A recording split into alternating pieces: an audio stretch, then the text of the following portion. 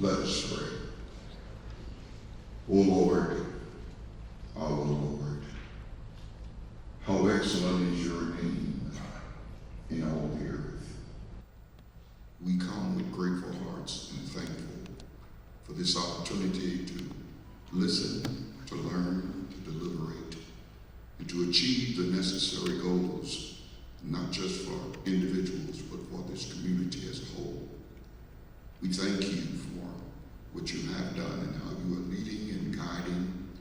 We thank you that you've opened up doors of communication and relationships that will make this place a better place. Not just this area of North St. Louis, but the whole area, the whole city. We need your presence. We need your peace. We need your guidance. Bless this meeting. Be with those who are a part of imparting information.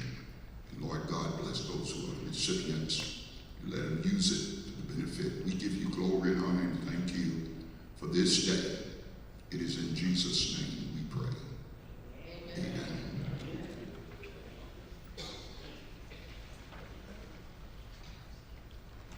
All right. At this time, I'm going to welcome you to the Town Hall meeting. Again, my name is Lyndon Bowie, Reverend Lyndon Bowie. I serve as the chairman for the Spirit of St. Louis Task Force. It's a task force that was organized to work in cooperation with the American Red Cross here in St. Louis immediately following the tornado on May 16th. And we have been gearing up ever since, and this is another one of our efforts to make sure that those who have been impacted by that EF3 tornado have the adequate resources that they need in order to rebuild and to recover from that disastrous event. And so we want to welcome you to this town hall. And again, thank you for your tenacity in getting here. I want to present President of the NAACP chapter for City of St. Louis, and he's going to come at this time, Mr. Dolphus.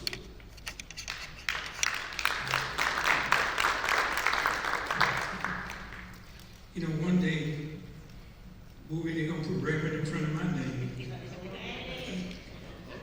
That's an inside joke, so don't do that. But hey, on behalf of the St. Louis, my state senator calling me to get up here later on, but she's bothering me, so if I seem distracted, that's what it is.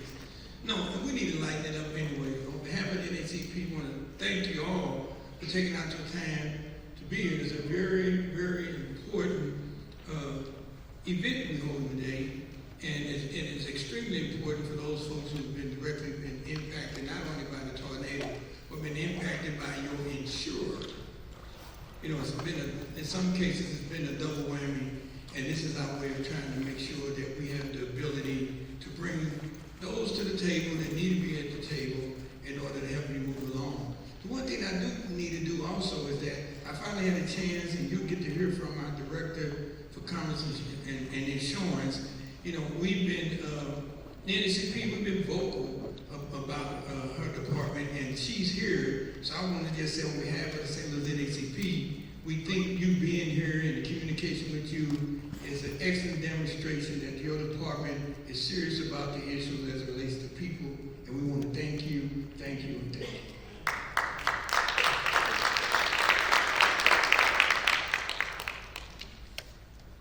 And so at this time, as you've already heard, we are here because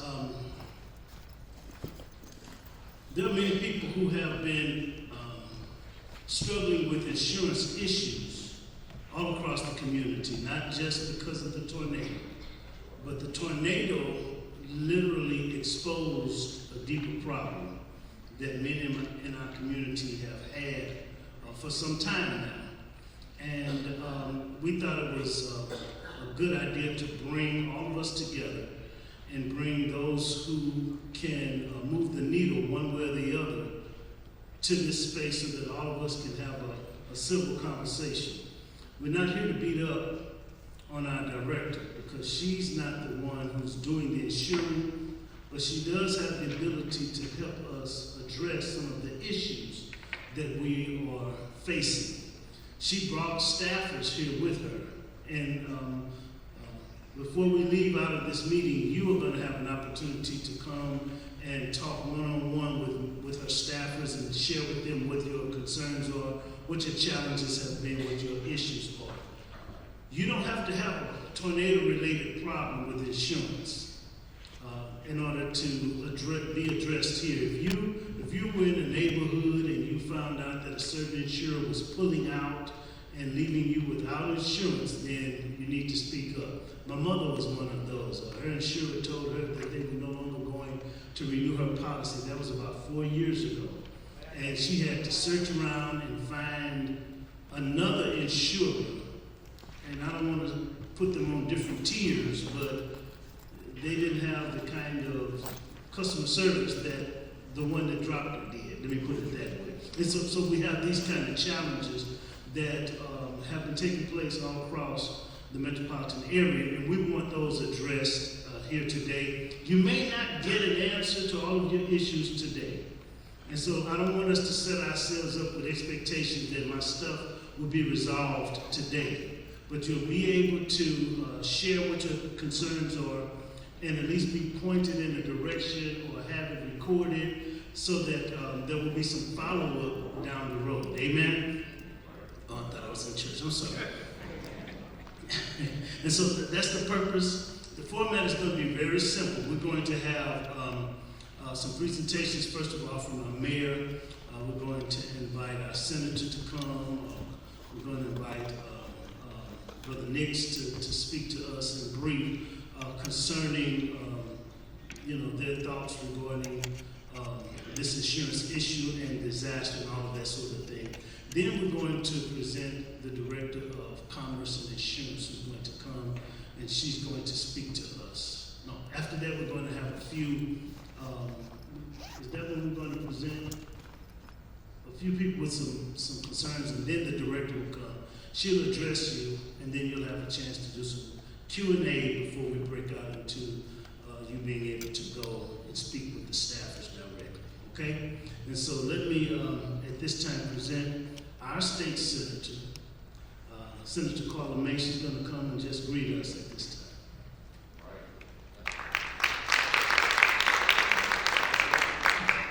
First of all, I want to thank everybody for coming out, and letting your issues be heard.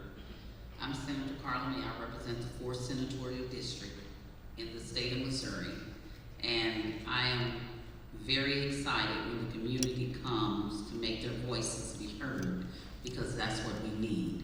It's a lot of issues in reference to what we're experiencing now in the post-tornado, but each issue has been people are having different problems with insurance, and it's just about knowing what to do and who to call in order for us to resolve those issues. So I thank the NAACP for calling this meeting in order for us to get those concerns addressed, and I'll be happy to be of assistance at all. We're in the 5th Senatorial District, which is our Senator Steve Roberts' district. He's deployed right now, so he couldn't be here in attendance. So thank you.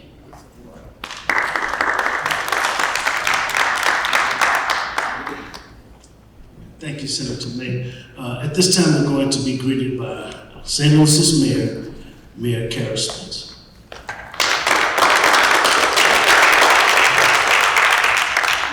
Good evening, everyone. Thank you all for coming out, and thank you to the Spirit of St. Louis and the NAACP for hosting us tonight, and for bringing everybody out here. And truly, thank you to the state of Missouri, Senator, the Department of Insurance, to see this level of staffing here to address the issues that are facing our community. Right off the bat, I think it was day 4 or 5 after the tornado, our office heard one of the biggest fears, concerns uplifted was the underinsured, the uninsured, recognizing that it's not only those of you who have insurance policies, but the inability to get policies within our communities that has been an enormous challenge, not just through this tornado, but for decades to come. One of the things I have been hearing from other members of the communities, well, you aren't insured, so be it. Well, when you live in a community that has vacancy, that has challenges, when the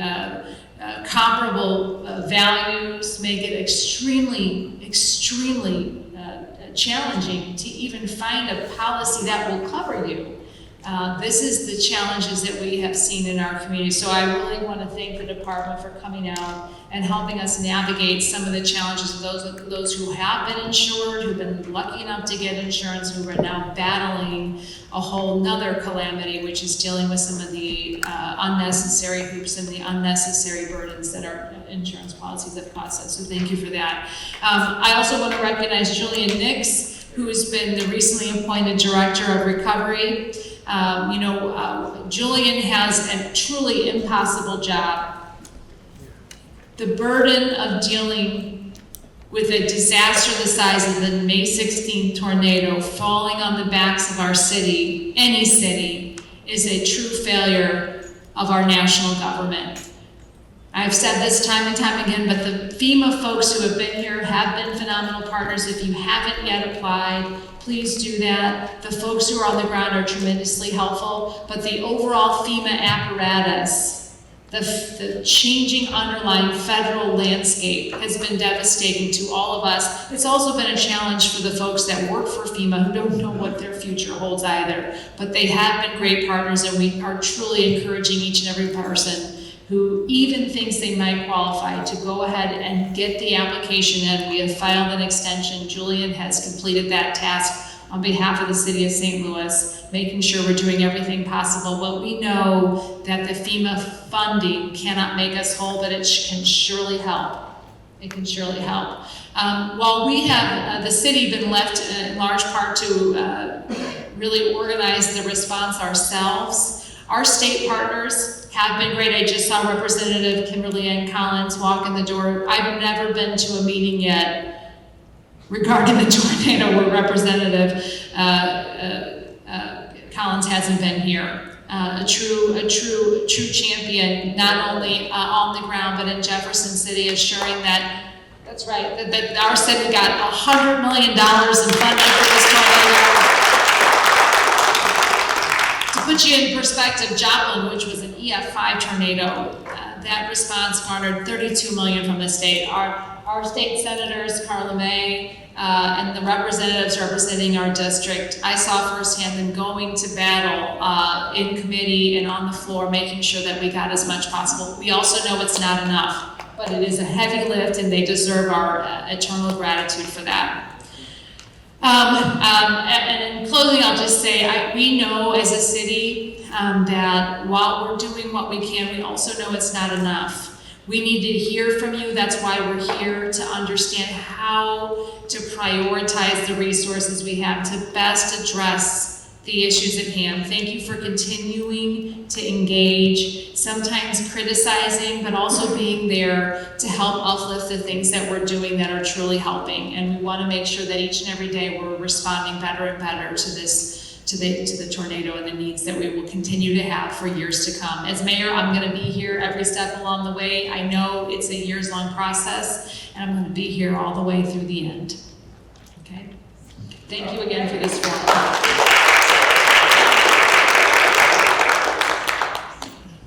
I bet she didn't realize she was going to have to deal with this when she was running, did she? Amen. Amen. We thank you for your steadfast commitment to North Side St. Louis, because it really means a lot. Brother Julian Nix is here. We're going to invite him to come. He's giving leadership to disaster recovery here in the city of St. Louis. So put your hands together and welcome him.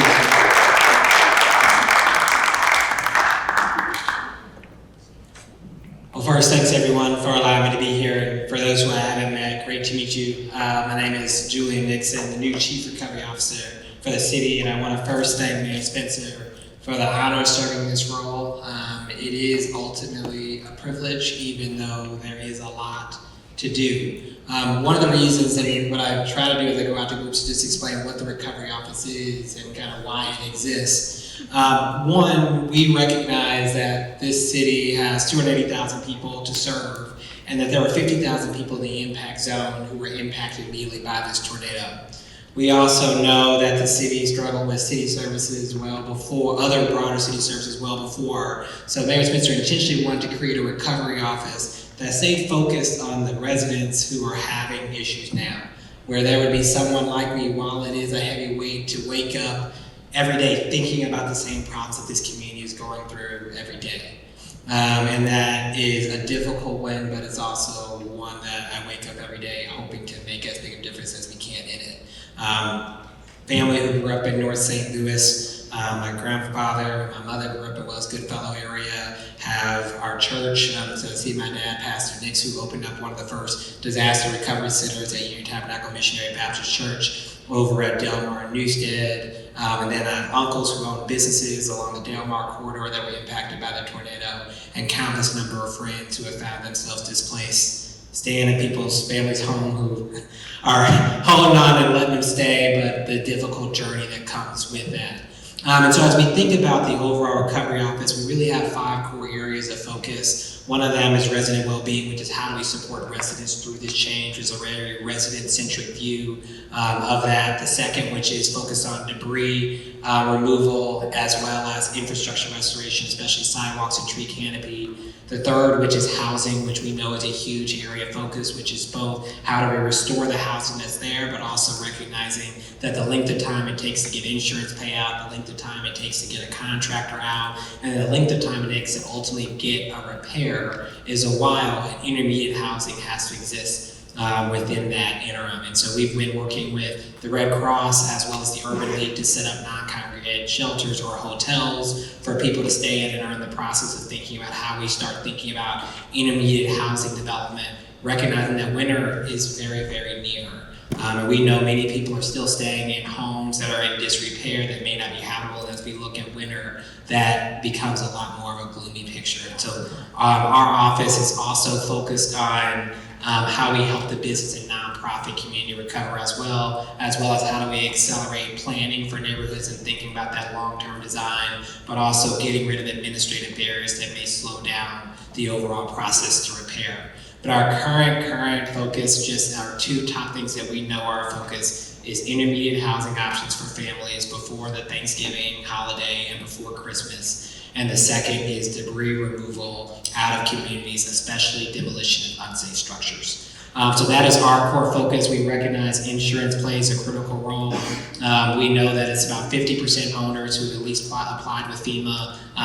Thus far, we know 70% of that group is uninsured for many different reasons. And the 30% who are insured, we've heard lots of stories of people who haven't gotten payouts or who are awaiting payouts or have gotten dropped last minute by insurance providers. And so excited to be here to talk about that specific topic that may be top of mind for people in this broader set of areas that we're focused on as an office. So looking forward to hearing concerns and seeing where we can help. Thanks. So as you can see, we have a wide range of issues that we're trying to bring all together to the benefit of those who have been impacted by this storm, and by the industries that do business in the state of Missouri.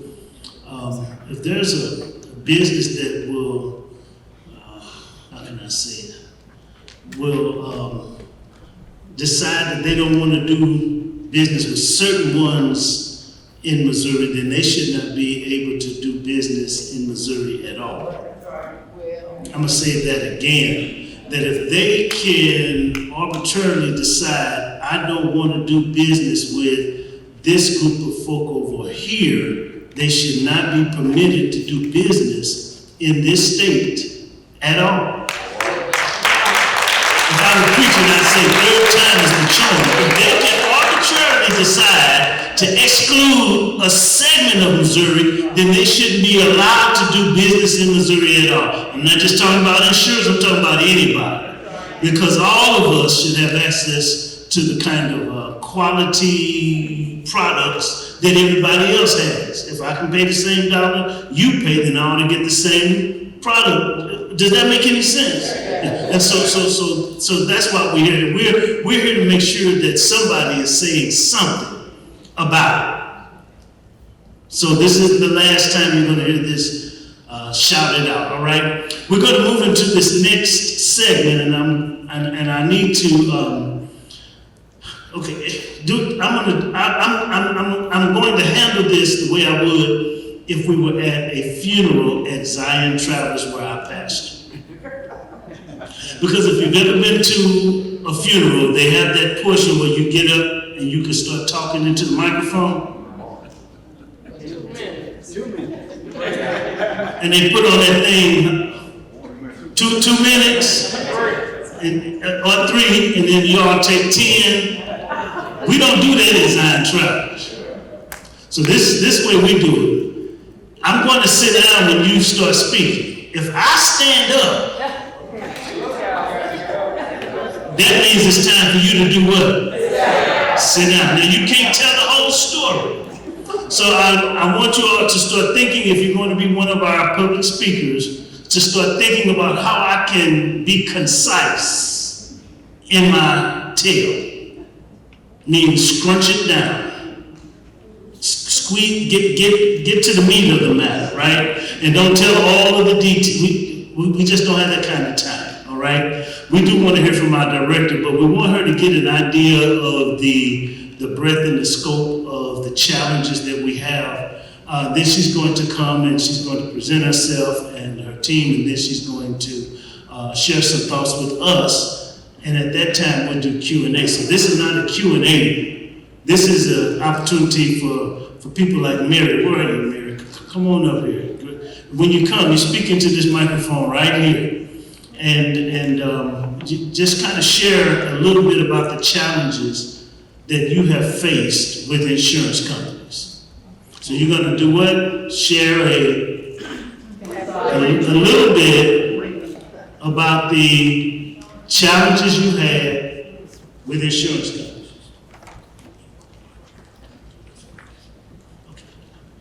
And while she's coming, Courtney, would you come? There's been a handout that you received, and I want him to kind of give us some instructions on that. Good evening, everyone. If you have an impact survey, you can complete the survey.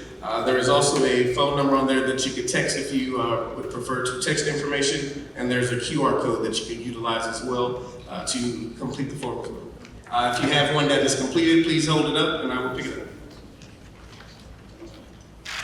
Very easy. Let's talk about this right here. And so if you would do that, it would help us to substantiate some of the claims that we're going to be making. Mary?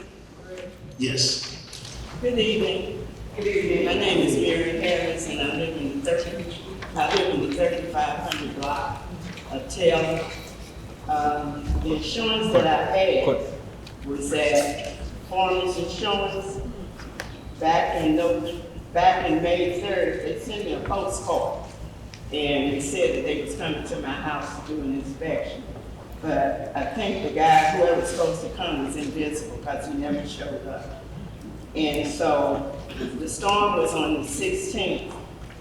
On the 18th, I was canceled out because this individual didn't show up because I refused to let him in my home. Okay, so they sent me a check. I received my check, and that was the reason I was canceled. But they still have to fix my home because I was insured on the time of the storm. So we went back and forth and everything. I'm just getting started on my repairs on my home. So that's how that back. Did you get money? Did you get your money? Yeah, they sent me a check. They sent me a check. I received the check. I held the check because I really didn't know. Well, she said they sent her a check. They sent her a premium back. She had paid her premium, and they sent that back and canceled her out. Did you use the money to do the repairs? They're doing that now, and the best thing that the adjuster came out, and I have a good adjuster. I didn't have no problems, and every time since then, if I see something wrong, because last week, 2 weeks ago, I went upstairs and found out that in my closet the closet had collapsed. So I contacted him again. Mhm. He upped some more money for me, and now I'm bidding on him again because my fence in my back is to the ground, and he's giving me a problem with that. So other than that, everything has turned out. And the agent that I had was with Farmers, and she called herself was supposed to reinstate me. I'm still waiting on the phone call. And then another time she was supposed to call me. I still haven't got that call either. So everything is not turning out. Okay, thank you, Don't ma'am. ask me something else. Please don't do that. As soon as you get home. Anyone else with a? You come, and then young lady, if you will follow behind me. I'm gonna sit down. Hello, my name is Stacy Nash, and I've been with my insurance company for both my home and my car for over 41 years. Wow. May 16th, I was in the direct path of the tornado. I have a red tag on my home. My adjuster, I have 4 adjusters, one for outside, one for personal property, one for temp living, and so on. I was told about the temp living, they put me in a hotel, so I immediately completed my temp living allowance. So now I have no temp living allowance at all. My adjusters did not come out until the next month after the tornado. With the red sticker, I have no roof, my windows are blown out, I have a 3-story stone brick home. I'm 65 and I was getting ready to retire, so my home is in good shape. But now I'm rebuilding, but it's gonna take a lot. But my point is, I had to get a lawyer. I had to get a lawyer to get any money coming my way. Now with the insurance, the car insurance, they told me it was too much because of the body damage worth the car. They wanted to tow my car off, but I didn't want to get another car paid, a car number. With the home, they made a settlement with the outside, but my personal property money is still out there because I have a red sticker on the home. They cannot send vendors out to inventory. I can't tell them what's the model number on the midget blend in my home, so I can't get any of that money. So I'm just out there. I had to go get an apartment. So I'm just like a hamster on a wheel, turning and going nowhere. I was in the home when the tornado came through, so I was hurt in the tornado. So I was impacted by that. I've been denied my fee because I have insurance. And I showed them the word was depleted. I've been denied by CDA, St. Louis Stabilization. They're saying they're helping people who don't have insurance first. But I'm trying to save my home. I've done it all. I've hired a structure engineer. I'm trying to hire an architect. I went to ask architect, but my architect is asking for $15,000 to get these permits, blueprints for permits. So I'm just at wit's end. I don't even know where to go, where to turn. Every night I go through night terrors because I don't know, am I making the right decision? Did I go to enough meetings, or where do I go from here? That's my story. We're gonna direct you to speak to the staffers when we get to that section, okay? And they'll give you a little bit more assistance on that, okay? Do y'all see the trouble we're in? Yes. Good evening, everyone. My name is Helen Smith. I live on the north side of St. Louis. I've been there since for almost 40 or 50 years. I've had insurance with State Farm for 40 years. February of 2025, they canceled me, and this has something to do with the tornado, because I have a flat roof. So I don't know if anyone else here has a flat roof, But because I have a flat roof, I cannot get any insurance in St. Louis, in the state of Missouri. So I want to settle that. I want insurance. But, and then I had it for 40 years, but they never said anything about, well, you got a flat roof. But all of a sudden, it came up. So my question is to the...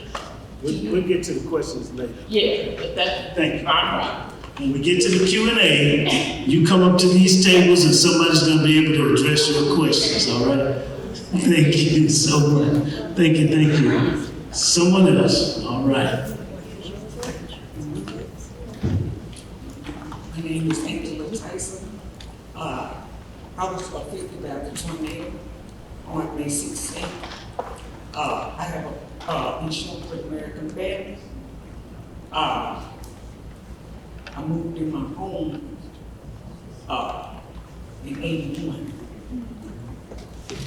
88, it's in 88.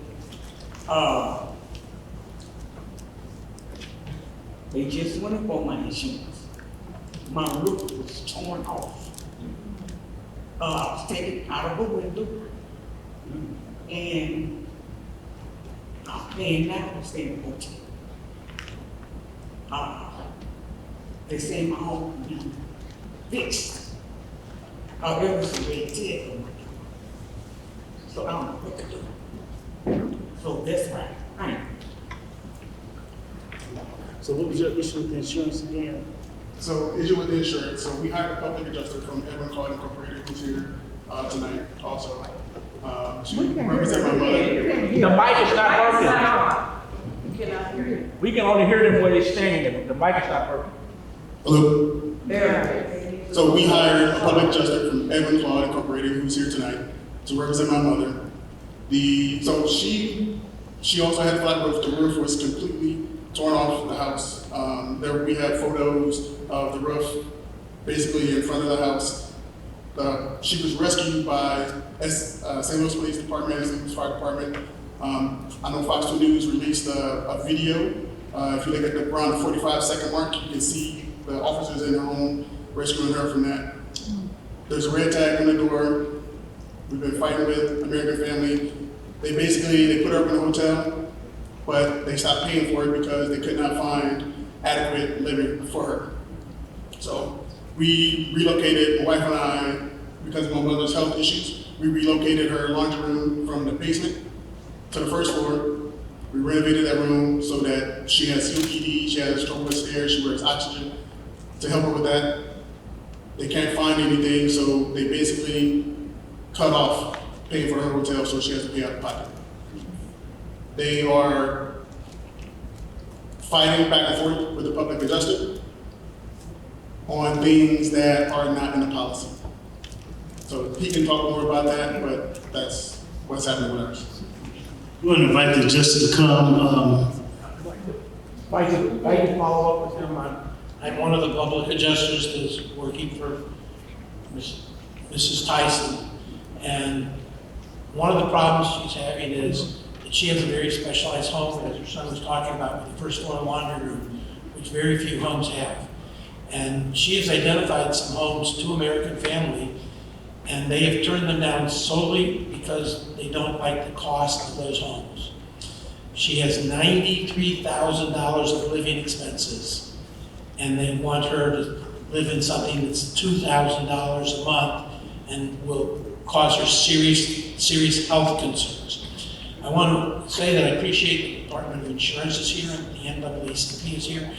I hope that they will take to heart what's going on here. I'd also like to talk to Mayor Spencer at a later date, because the things that insurance companies are doing are adversely affecting the economically challenged in the city of St. Louis. And we had a person up here who didn't have enough insurance and exhausted her living expenses, and now she's paying out of her own pocket. But here we have a lady who bought $93,000 of living expenses, which would mean approximately for a year, $8,000. And they've turned down 3 different apartments that fit her needs for $6,000 a month, and will only pay her a portion of that and make her spend her own money and try to get reimbursed. This is not fair. And one of the things the insurance companies are also doing is, she has done in your policies, all of your policies, there's a provision that says that you can basically demand appraisal, which is like arbitration, where if you can't agree with the insurance company on what the amount of money she's entitled to for her housing and her personal property and to repair the house, three independent people can come and make that decision, and then the insurance company pays based on that. And they are doing, American Family is doing everything in their power, not to allow her to have this arbitration happen. I worked with the Department of Insurance and the NAACP and Margaret Wilson back in 1994 for 5 years, and got the insurance department, I'm almost finished, got the insurance department to change the law to give her and everyone else the right to demand an appraisal. And now they're trying to change it back and make it that she can only get this arbitration if they approve of it. Thank you, sir.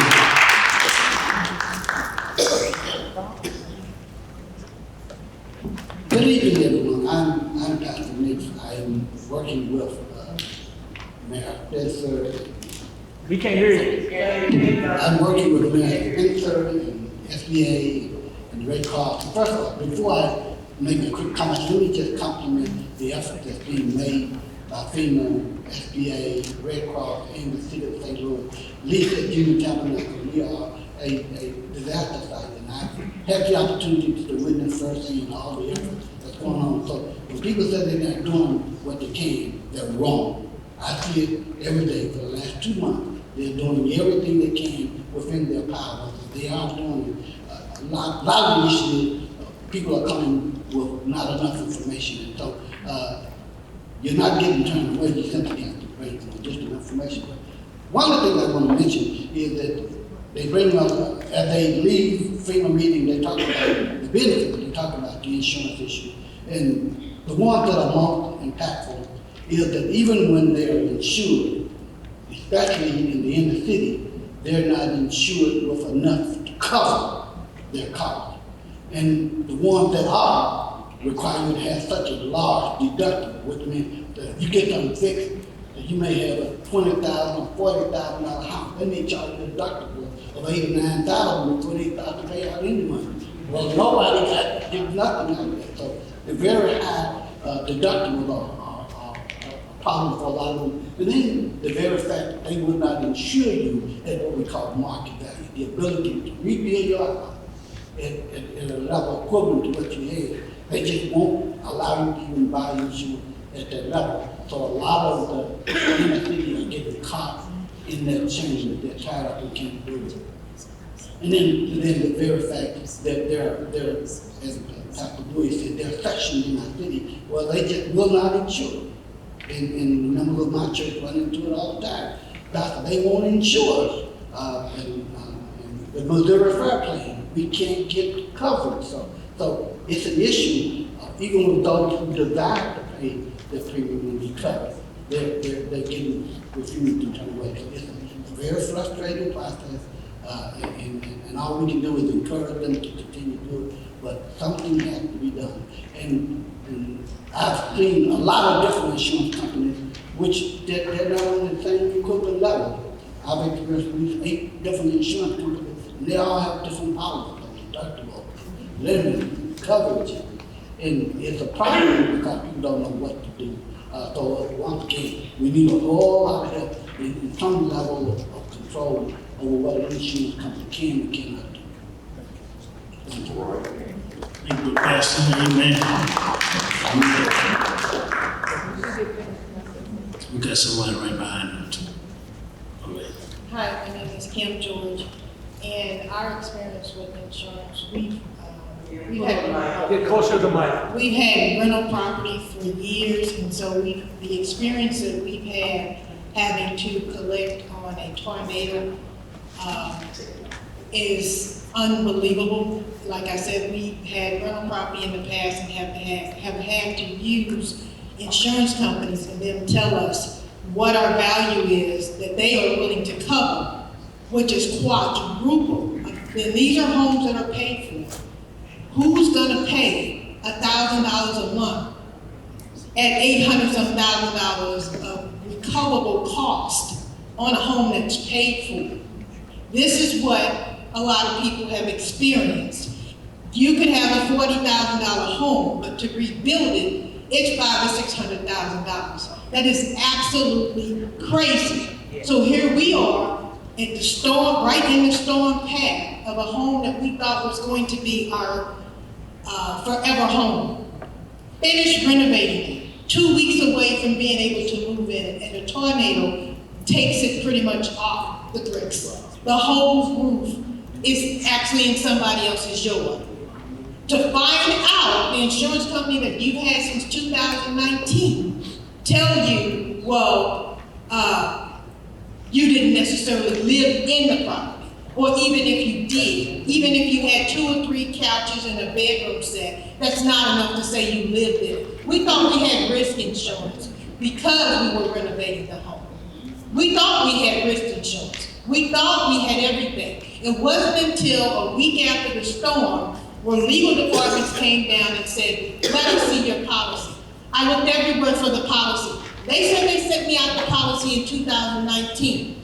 It is renewed every year. Nobody's ever called me and said, okay, are you finished updating? Do you need anything? Nothing was told to us until I had to file a claim to find out we're gonna get 65% of the value. Their value, not the 800, not the 300, because the house was fully renovated. You don't find this out until you need it and you're digging for it. I kept calling every day during the storm to find out where is this policy. Finally, somebody sent it 2 weeks later to find out we're gonna get 65% of the value. Oh yeah, and then 25% goes to the city. The city didn't pay the insurance, we did. Oh, I was the one that was calling, we got it back. Within the week you distributed, I was there that day, you distributed. So you can believe that. But the point of it is that they don't explain anything. And because you deal with a broker, you're not dealing with the same people when you call. So what you told one, it doesn't get displayed to the other. So we're thinking we have risk insurance. We didn't have risk insurance. I don't even know what we had. All I know is what we got was enough to pay for the roof. And it took the adjuster almost a month to come out. And it rained 40 days and 40 nights, which means the roof was gone. And the whole house has to be renovated again. All new drywall, all new floors, everything. But you find this out when you need the insurance. But they don't have a problem collecting the money. But nobody explains anything. A policy you sent me on 2019, and that's the only time you sent out the policy information? It was more than 4 pages. I always got 4 pages. So my thing is information. And I ask for everything that I think I need to know. Most people usually do. Some don't know what to ask. So that's how you can be underinsured or not have insurance at all. Or your insurance company cancel you the same month your policy, you have to use your insurance. Thank you. Thank you for that.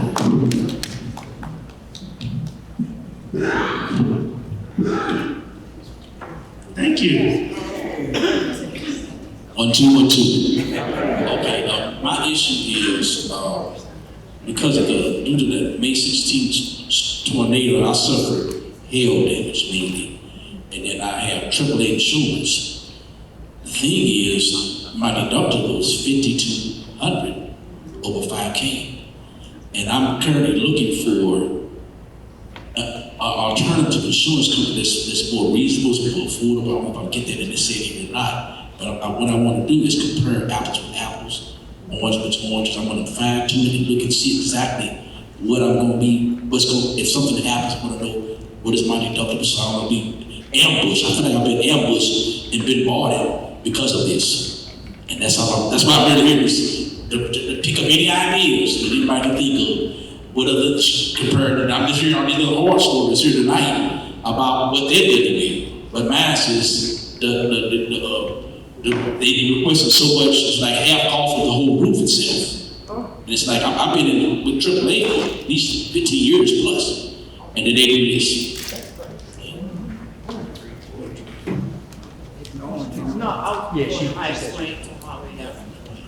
But I just wanted to, I hope you all can hear me. I just wanted to say to the mayor, if you had gave us like some emergency funds, like $5,000 to everybody, if it was 10,000, that'd been $500,000. We had people with CPAP machines. We had, like this young lady had a ventilator. We had people, electricity ripped off, and it's a lot of stuff we could have did. We had people that had cars that had liability on it that's still sitting on the street. We had $5,000 that would have had that transportation, had money to go and get transportation to go back and forth because we was in the dark. But I was just saying, we needed that emergency money now. And I just want to tell the insurance company is that I'm still in the house with mold because the insurance company came out. It's 100 days yesterday, and the insurance came out twice. And when he came out, he said, I smelled them all. But then when he wrote it up, the estimate up, he didn't put it in there. So I've been sitting in it because it was like an indoor closed porch. They didn't give me enough money for it. But what I want to do as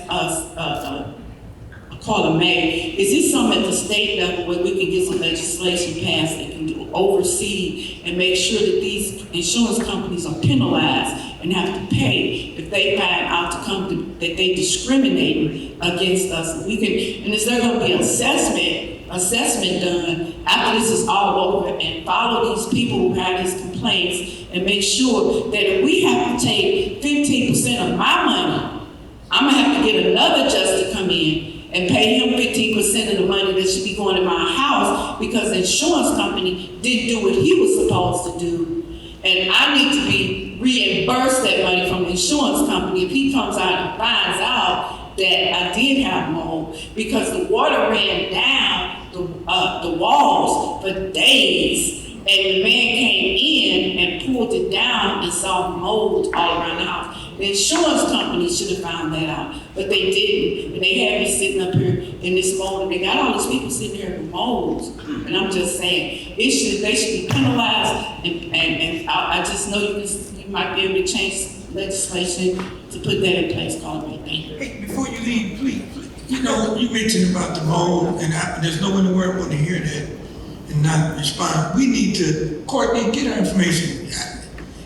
Sitting in that place with that mold, I'm just telling you, it is not a good thing for your health. It is, I cannot say it more. Sitting in there and breathing that mold is not a good thing. And so we need to find some way to help you with this mold. So get with Courtney, give me your information, because it is a very serious issue.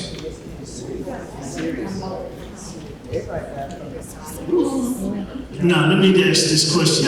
Is there anybody else besides this young man who wanted to give a public comment? Okay, I have 1, 2. And after these next 2, we're going to present our Director of Commerce and Insurance. Hey, what's going on, everybody? My name is Kate Willie. I'm a licensed insurance adjuster and also a project manager with a roofing company. Wanted to come down here to talk to you all today to say, first off, I understand everything that's going on. As a person that's dealt with not only the storms in March, when I came down May 16th and you see people not only dealing with hail damage, but honestly displaced to the point that they don't have homes, that's extraordinarily difficult. As a person going through a claim myself this year, I work all the time, especially as you can imagine with all the efforts that have been going towards storm relief.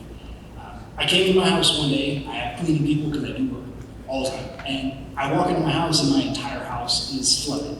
I'm talking water coming from the second story to the first story all the way down to the basement.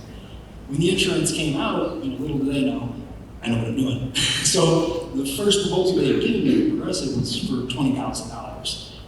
Knowing what I know as far as exacting me which is a insurance software that's sponsored by Veridesk. That is how your insurance actually puts together proposals. I was able to take my own claim from $20,000 to $54,000. With that said, adjusters and the contractors were in a similar boat. It's not that some of the insurance companies don't want to take care of folks, it's that people are extremely overworked, and once the adjusters come out, your file goes from person to person to person. And that's extremely frustrating when you're just trying to get back to your home. So in the position that I have as a licensed adjuster, somebody that's been doing this for over 3 years, I have 5.3 million in personal production, over 375 homeowners that I've served as a St. Louis resident, and 275 five-star reviews over that time. If anybody were to need help, not in the sense of you have to work with me, anything like that, I wanted to offer those services as an adjuster to come and look at what you guys have, because I understand how difficult these things can be. And I say that in the sense that We need to put a pause on that. You really can't solicit as a Oh, contractor. yeah. Sorry. Okay. It's just one of those things in state law, so sorry. Yeah, my apologies there. But with everything, as a person of color too, sometimes people just want to work or be around people that look like themselves. So I'm not like here trying to set up and nothing, but I'm here to help, and I'm part of the community as an person. So, yeah. He's not soliciting any help, but that's against the law. He's not soliciting work, that's against the law. Well, I like a card. But if you just ask him for his card. Prefer ours. Yes, my name is Cheryl, and I have a business called CILCD Properties. So what I do is I rent out to veterans. Well, I have 4 homes that I get in the city.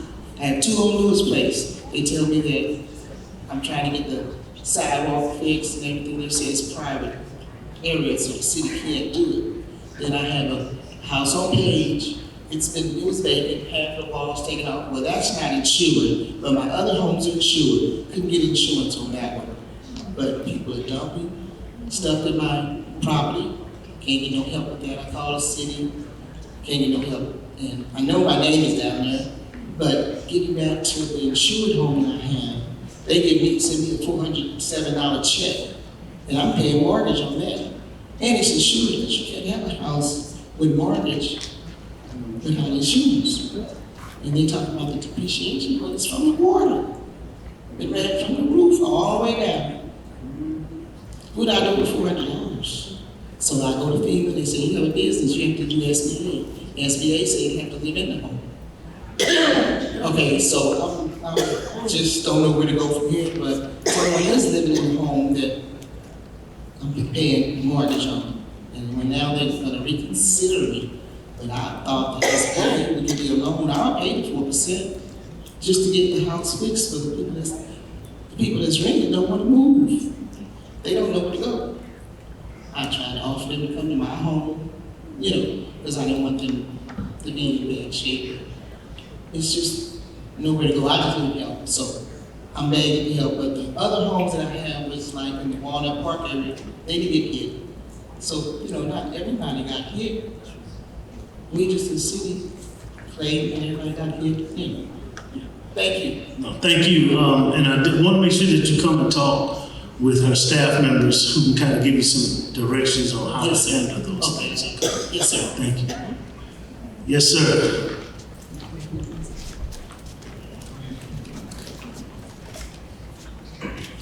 Good evening. My name is Donald Westbrook. I work for the City of St. Louis Parks Department on behalf of our Parks Department as well as Forestry. I want to thank them for helping us to clear up this area. But I felt that they should have had the National Guard help them too, as well as the city. We had did a forum about 2 months ago, and my main concern was dealing with the insurance companies. If they was only fair with everybody across the board, we wouldn't be here. So I felt that they are very unfair. And then as well as dealing with insurance companies, you got companies that does the work. So to deal with that, that means you have to get contracts a lot of people over here didn't do contracts. So then we had another issue we kind of dealt with, because in order for you to get the proper money from the insurance company, you had to send them a contract to get your money back. And then in the beginning, we came out of pocket. God bless our house. We had to purchase a tarp to cover our house, which was $2,600. And we fight an insurance company to get that money back. So hearing everybody's story, I felt that they should be fair to us and reimburse us, because we've been devastated and we're going through stress. We do not need other stress from the insurance companies or the contractors on us while we're going through this. But I thank God that we all are here to be okay, and they're definitely moving slow. So it's just a concern that I feel that if the insurance companies are fair, we would be okay.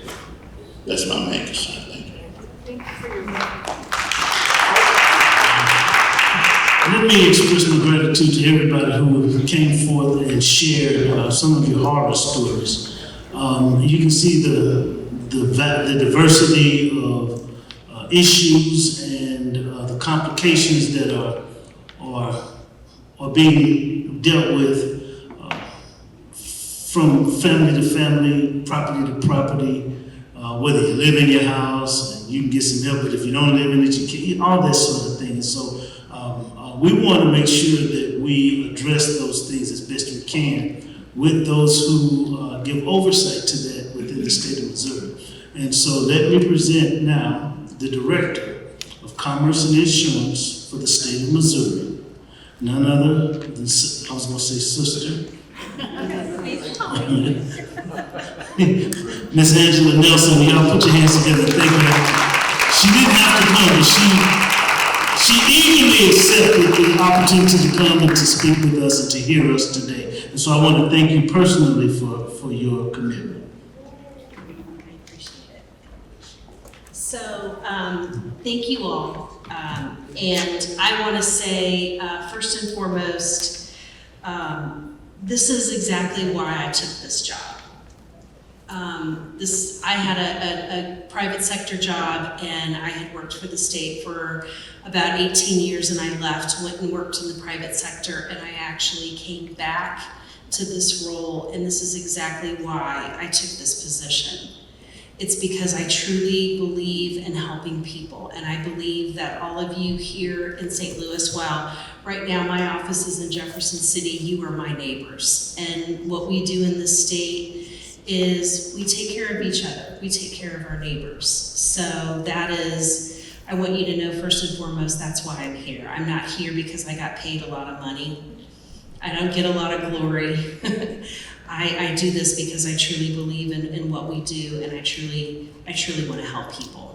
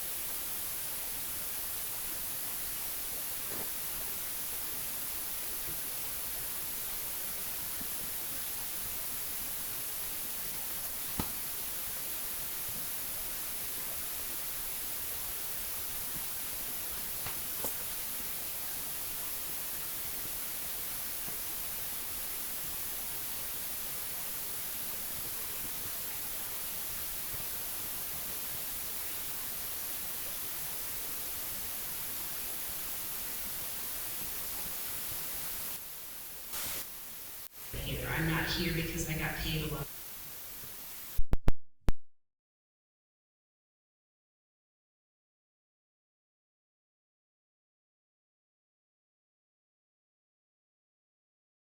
about me before I got into insurance, just again so you have a kind of an understanding of my strange background and how I got to be here.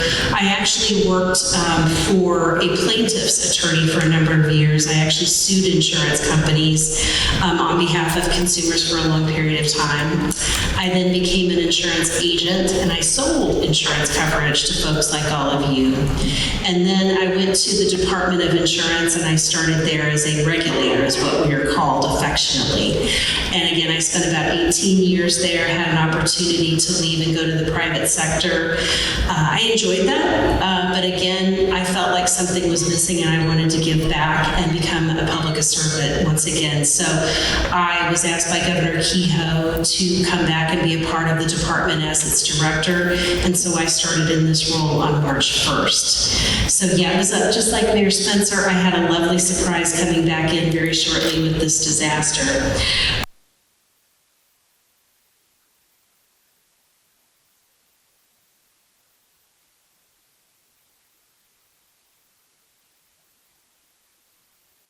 All we do is exist to regulate insurance among other industries to make sure that not only they follow the law, but they live up to the promises that they made to each one of you in the policies that you bought.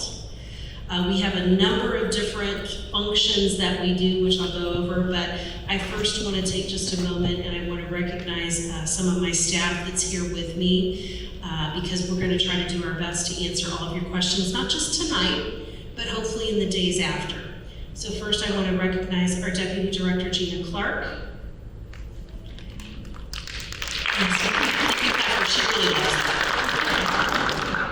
Our Consumer Affairs Director, Gina Thomas.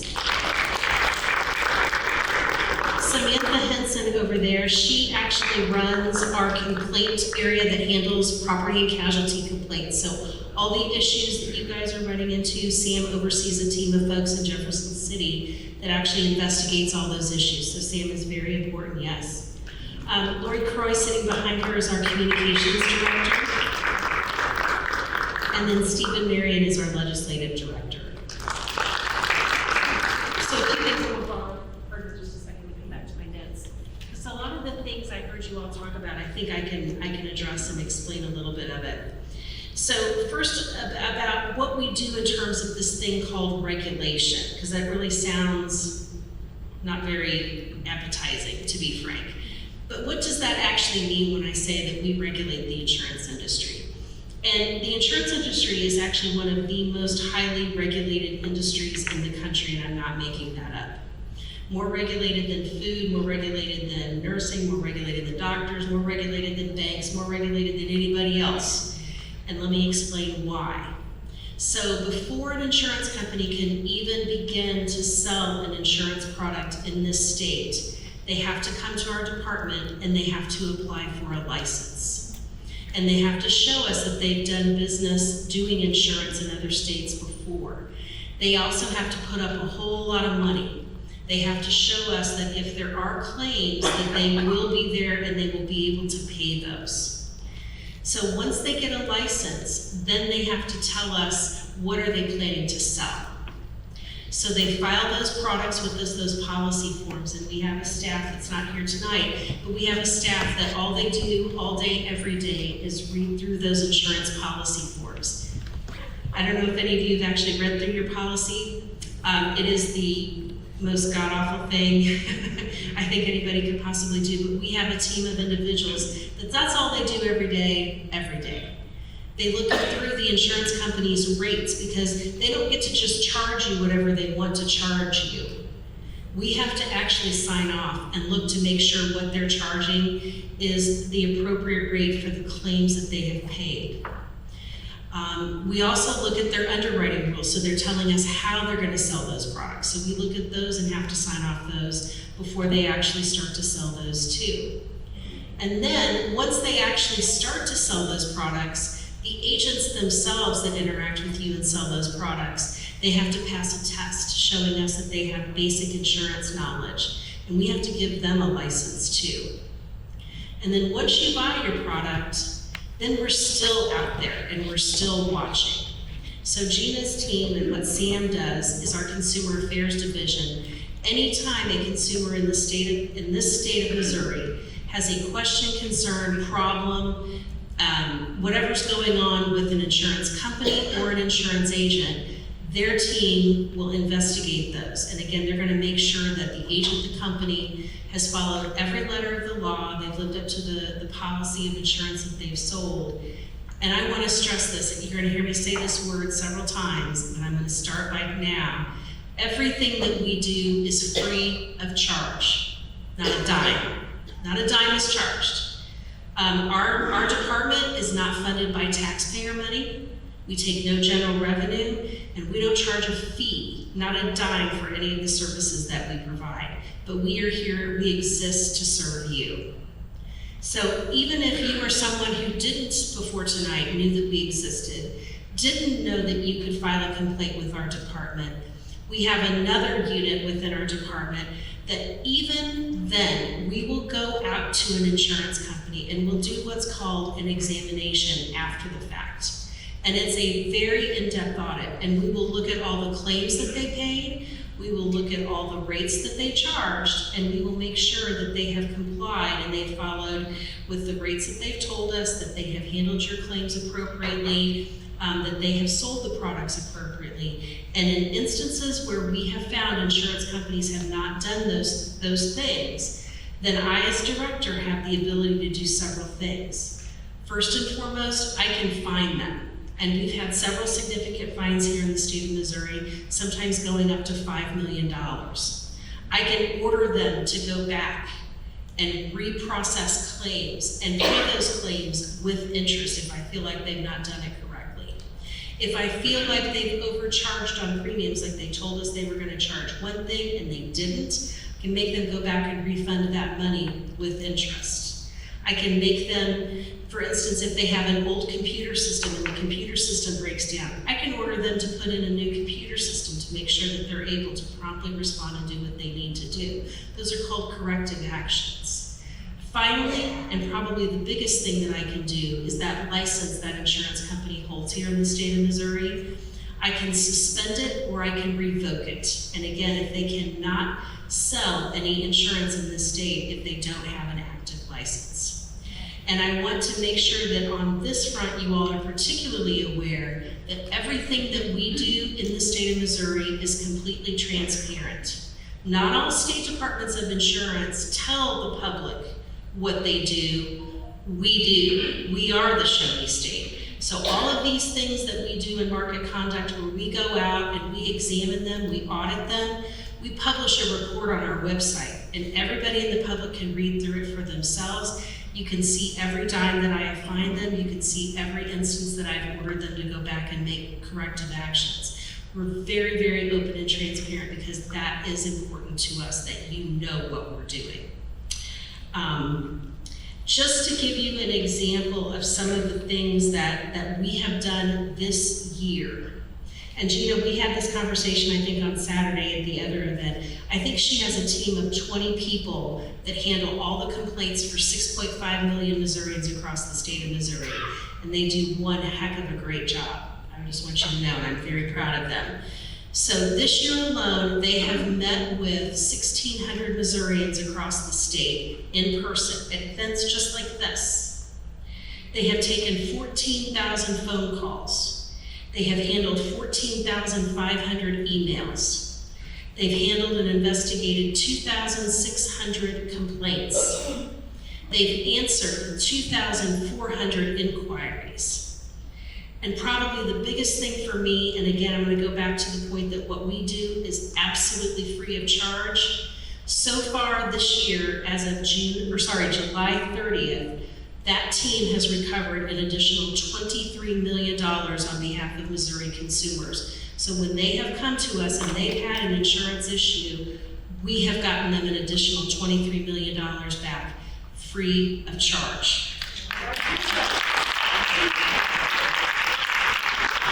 Now, to put that into perspective, last year was a record-setting year for that team. They recovered $23 million. That was the full calendar year. They're already at $23 million, and that's just July 30th. So, yeah, I'm very, very proud of them. I'm very, very proud. And you should be too. The other thing that we've talked a little bit about tonight, and again, I want you to know that at least for the Department of Commerce and Insurance, we are very transparent. So we talk about things like insurance companies and how much money they make. We tell you. It's on our website. You can look at it. We update it every year when they file their financial information with us. You can go out and you can look at, I don't like to use names, it's kind of naughty for me to do that in my role, but let's just say Angie's Insurance Company. You can go out on our website, you can look at our report, and you can look at Angie's Insurance Company, and it will tell you how much premium Angie's Insurance Company wrote in 2024. It will tell you to the penny every claim dollar that was paid out by Angie's Insurance Company in the state of Missouri. You can see that for yourselves. And what that allows us to do is it allows us to publish this little number called a loss ratio. And the loss ratio tells us how much money essentially that insurance company is making in the state of Missouri. And so what that means is, for instance, for every dollar of premium that they collect, how much have they paid in direct claims? That's not how much they paid in salaries or dividends or electricity or building expense or agent commissions or salaries, but literally for every dollar collected, how much have they paid out in claims? And you can see that for each and every one of the insurance companies in this state every single year. I will tell you historically where homeowners insurance companies kind of operate in the state of Missouri is about 70%. Meaning that for every dollar that they collect, they pay out 70 cents in claims, which means they've got 30% to pay for the electricity, the advertising, salaries, overhead, all those things. This year, I met with one of our insurance companies here in the state of Missouri that is headquartered here. I said, how are things going? This is what, like second week of April? Not good. So tell me kind of what's going on. Well, Angie, right now our loss ratio is 356%. So let me translate that. That means for every dollar that they collect in premium, or they expect to collect in 2025, they're expecting they will pay out $3.56 in claims. Again, that's not counting salaries, the electricity, the building, the taxes, all those things. So I only say that to just put into perspective that this has been a very, very, very bad claims year, not just for Missouri, but for across the country. And I will tell you and admit with you full-heartedly that the insurance industry delivers on a promise, right? They sell you a promise that when you have something bad happen, they're gonna be there and they're gonna help you rebuild and recover. And I would be remiss, and I will not stand up here and tell you that they have not done, I could not have done a better job, because they can. They can do a better job, and they should do a better job. And that's why we're here. So I really want you all just to understand that, again, you have a resource, and it is here, it's at your disposal. Our team is going to try to answer those questions for you one-on-one, but at a very minimum, we've got some complaint forms, some postage, self-addressed stamped envelopes for you guys to take those home with you. I want you to fill them out. I want you to mail them back to me. We will open those complaints up, and we will investigate your claims for you from top to bottom to ensure that they're doing everything that they're supposed to do. And again, we're going to do that free of charge. If you don't have the ability, you don't want to do that, you can also go to our website. I just thought it'd be easier for everybody. I'm a jotter. I still write things down, as you can see here. So we brought plenty of those paper complaints and envelopes for you. But you can also call us anytime. When you have those circumstances where your insurance company drops you, like I heard one lady talk about State Farm, and my first question was, oh my gosh, did she call another agent? Because that would be the thing that we would tell someone if you called us and you said, oh my gosh, State Farm non-renewed us. Okay, well then let's find some other names of the other insurance companies in the area, because probably what you don't realize is when you deal with a State Farm agent or an American Family agent or a farmer's agent, they can only sell those insurance companies' products. So You could try going to a different agent, maybe one that actually is what we call an independent agent, that sells for 10, 15, 20 different insurance companies, and that agent could give you a lot more options out there. But again, I know those are things that you know, and you're not expected to know that, but that's why we're here. So I hope that little background is helpful, and I'd be glad if you guys have just specific questions that you would like to ask me. I'm more than glad to try to answer those, or we're more than glad as a team just to sit down with you all one-on-one and try to visit with you with what you're experiencing and perhaps talk through what we can do to help. But again, I just want to thank you all so very much for your kind invitation. We really appreciate the opportunity to be here with you all tonight. Thank you.